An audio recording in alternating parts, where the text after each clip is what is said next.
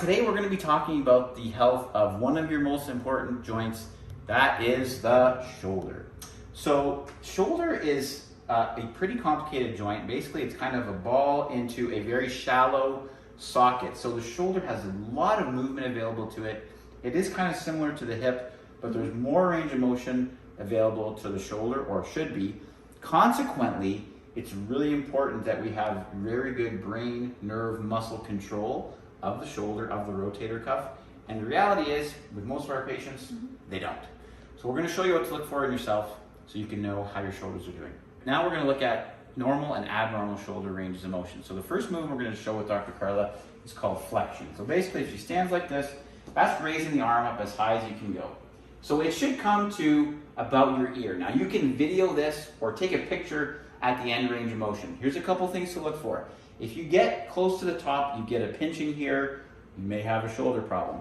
If you notice, you can really only get your arm to about there, and then to get this arm closer to parallel, you start to move your spine. That's a problem, especially in athletes, especially in weightlifters. If you're doing overhead presses, Olympic lifts, bodybuilders.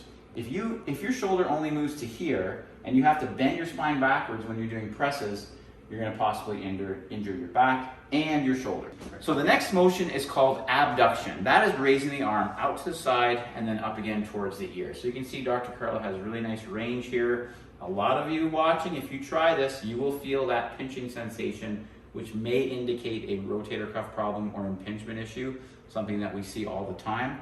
But again, in front of a mirror, you can do this one, or have someone video. If you can only get it to about here, that's a problem. You don't have full range of motion of your shoulder. Next move for the shoulder is extension. That's when the arm is going straight back. So you can have someone video yourself doing this. This is an important motion for day-to-day activities, like when you get in your vehicle and have to reach back to put on your seatbelt. A lot of you might find you don't go very far here, so you have to twist your spine to reach back for things, and then that may lead to shoulder and back problems. So that is extension. So the last movement of the shoulder we're going to show, which is arguably the most important movement to possess, also can be the first range of motion that's lost in people and they don't really notice it, is rotation. So there's external rotation, which is if you lie on your back, you can lay on a bed, have a partner grab your arm, have it come parallel from your shoulder, and just let your shoulder go backwards, rotate backwards. And you should see your forearm come down to about the level of the floor. So that's pretty good external rotation for Dr. Carla. And the opposite motion is internal rotation.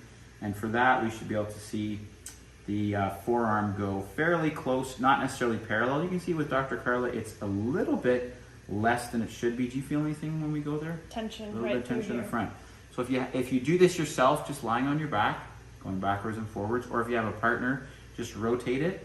You want to look for, if you go backwards and you can only get to about here, that's a problem. You're losing external rotation. You might feel some tightness through the chest, and internal rotation as well. If you've lost that, we know that your shoulder's not healthy, and that if you don't have shoulder pain or a problem, you probably will have that soon.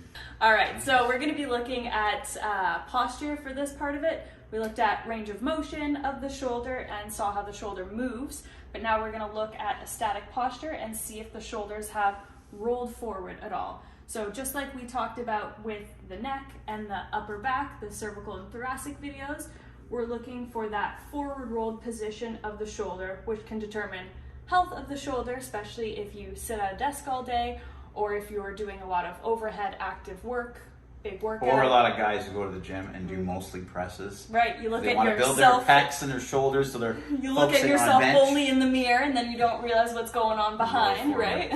I may have suffered from that when I was before, even now. I think we all do, even girls as well. But that'll roll those shoulders forward, definitely really impinge those shoulders and reduce the range of motion of the shoulders and of the upper back and neck as well. All right, so now you know how to assess your own shoulder. If you have any problems, please seek out the help of a professional. I know it's fun to watch videos on YouTube and see people doing all sorts of corrective exercises, but we find when people come in the office, a lot of times they're not doing the exercises correctly. Exactly. They're not getting better, they're getting frustrated, whereas with a professional, probably we can really help you a lot more quickly solve your problem. Thanks for watching. Be sure to like, comment, and subscribe. and we'll see you on the next one.